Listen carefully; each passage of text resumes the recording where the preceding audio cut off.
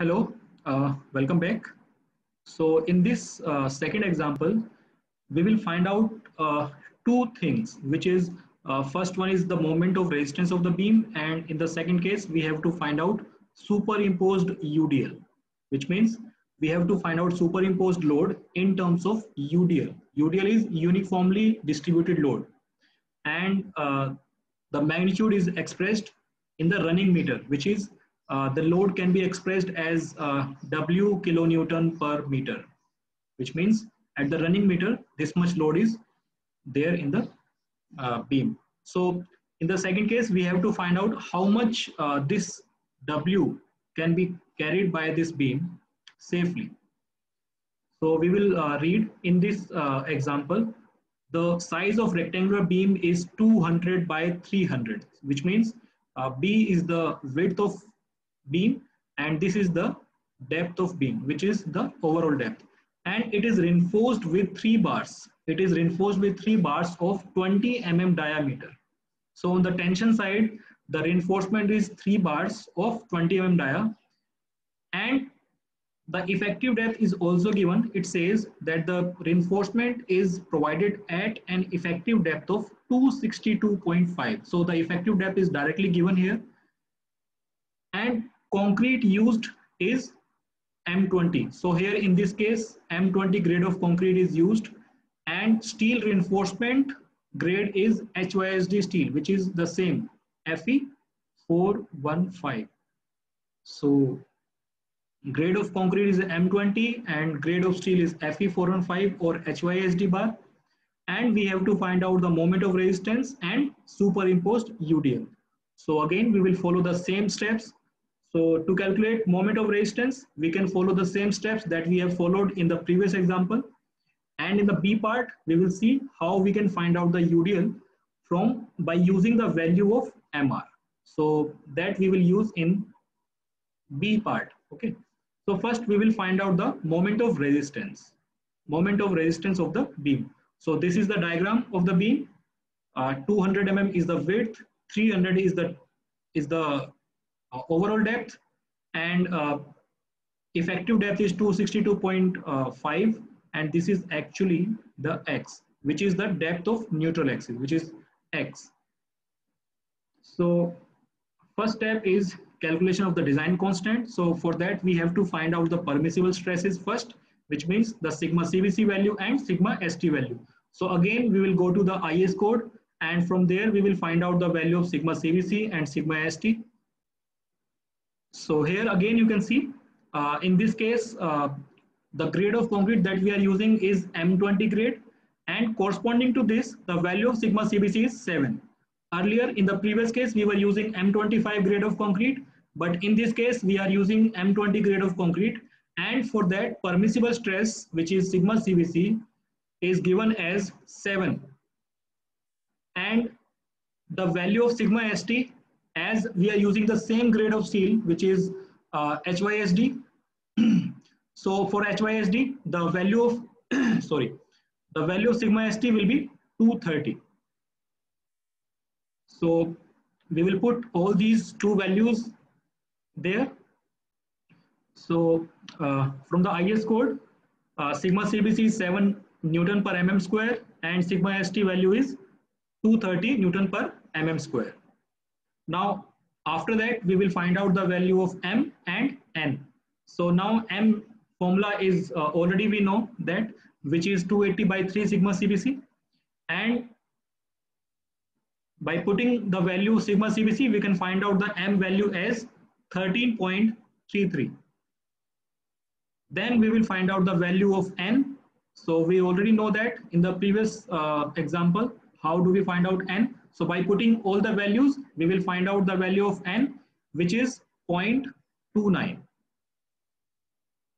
After that, we will find out AST, area of steel in tension. So there are 3 bars of steel, which is 25 mm dia each. So AST will be number of bars multiplied by area of cross section of 1 bar. So again, there you can see 3 is the number of bars, and area of cross section of 1 bar will be pi d square by 4. And by putting all the values, we can find out AST as 1472.62 mm square. So this much steel we are providing in this beam. Now moving to the next step.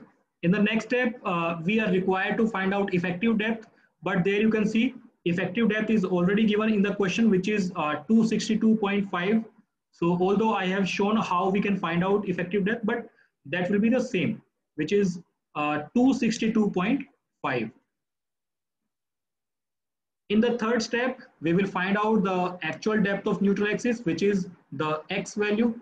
So again, using the same relation that we have used in the previous example. So same relation we will use here. And by putting all the values, the value of B, there you can see, and this is the M value, and this is the AST that we have calculated in the previous, step 1, and D 262.5, and the unknown value here is X.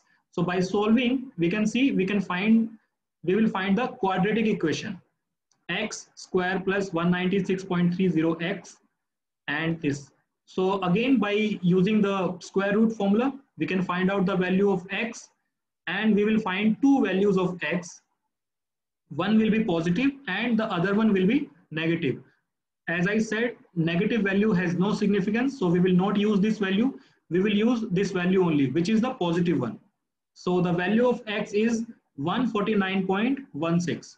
So that we have calculated in this step. And in the next step, we will find out the critical depth of neutral axis, which is the XCR.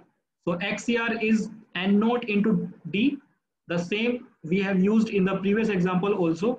So by putting all the values, N we have already calculated in step 1, and D is 262.5. So XCR value is 76.125. So this is the value of XCR. Now in next step, what we do is we compare the value of XCR with X. Now by comparing, we find that the value of X, which is 149.21 mm, is greater than the value of XCR, which is 76.125 mm.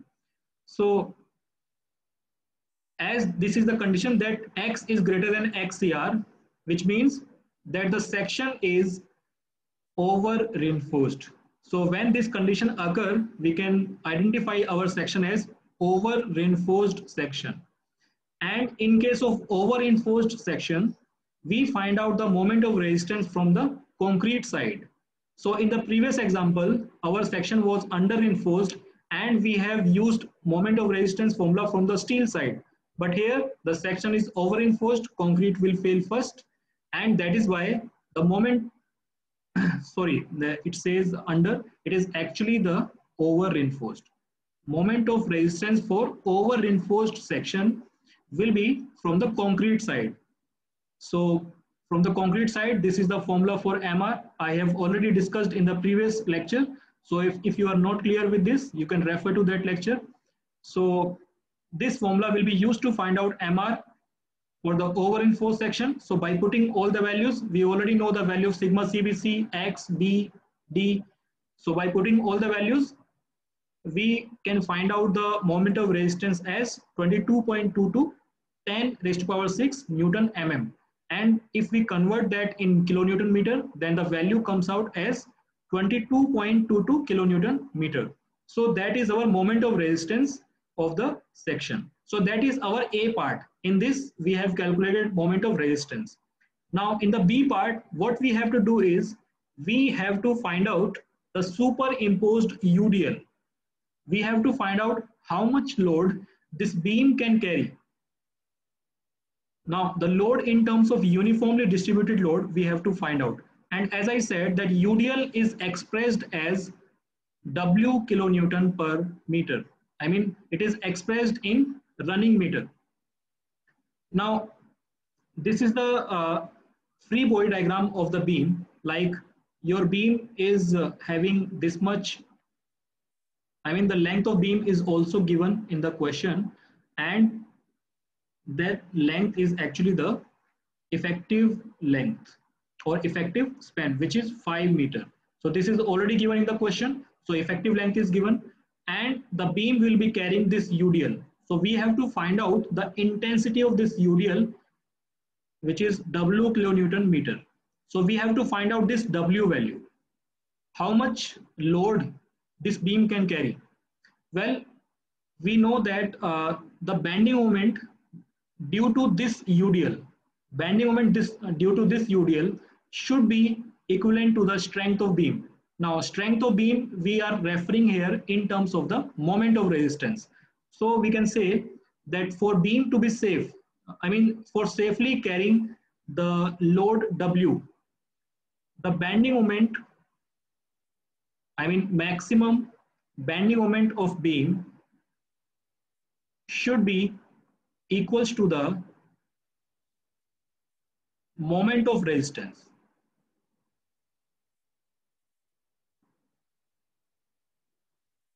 Okay, so maximum bending moment of beam should be equals to the moment of resistance. If they are equal, then only we can say that the beam will not fail or will not collapse under the load W. So we have to find out that value of load which this beam can carry safely. So moment of resistance is the capacity of the beam. So the capacity of beam should be equivalent to the action of the load, and action of load is the maximum bending moment. Now maximum bending moment of beam, if it is carrying the UDL over the whole span, in that case the maximum bending moment which we are representing by M will be WL square by 8.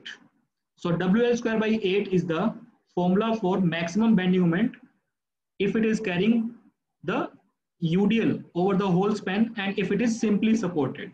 In that case, the maximum bending moment will be WL square by 8. So now, so there you can see I have written maximum bending moment should be equivalent to the moment of resistance. And if we equate them, then we know that maximum bending moment is WL square by 8 and moment of resistance we have just calculated in the previous part, I mean in the A part. So by putting all the values, we already know that L is the effective span and effective span is already given here, which is 5 meter. So WL square by 8 is equals to the moment of resistance, which is 22.22 kilonewton meter, which we have just calculated.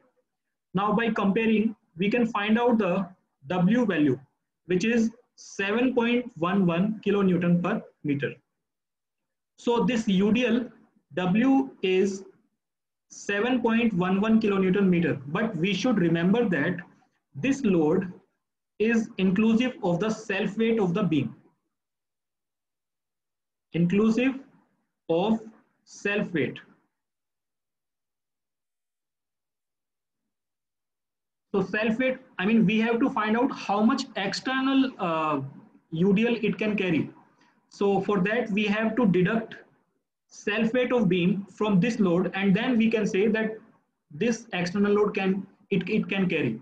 So for that, I have written here total load, which is W. It consists of self weight of beam per meter plus the superimposed load. So we have to find out the self weight of the beam and we have to deduct that weight from this W, and then only we will say that this is the external load the beam can carry. So for that we have to find out the self weight. So self weight of beam per meter length can be calculated as the volume of beam per meter length multiplied by the density of the beam. I mean density of the beam material. So our beam is of reinforced concrete, which is RCC. So density of RCC is 25 kilonewton per meter cube. So please remember this. The density of RCC is 25 kilonewton per meter cube. So this value we should remember. This is the density of RCC. Now volume of beam per meter length.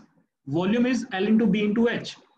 So there we can see L into B into H. H is height, but here height is not, there is actually the depth of beam multiplied by the density, which is 25 kilonewton.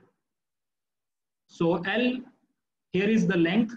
So as we are calculating the self weight of beam per meter length, so there the length will be 1 meter multiplied by the width of the beam, which is 0.2 meter. Now I am writing this value in meter because the density is in kilonewton and meter. So that is why the volume should be in meter cube. So, and the D value is 300, which is 0.3 multiplied by 25, and then we can find out the self weight of the beam. Now, the self weight of beam, there you can see 1 into 0.2 into 0.3 into 25. So after multiplying, we get the self weight of beam as 1.5 kilonewton per meter. Now, this weight will be deducted from W, and then we can say that will be the external UDL that the beam can carry safely. So superimposed UDL which the beam can carry will be 7.11 minus 1.5, and the answer is 5.61. So this much load, this beam can carry safely. So therefore the beam can carry external uniformly distributed load of 5.61 kilonewton per meter. So there the value of W will be 5.61 kilonewton per meter. So that is the UDL this beam can carry. So that is also a part of analytical type of problem. So this is the solution of the example 2. In the next part, we will discuss example 3 to find out the stresses in the concrete and steel. Thank you.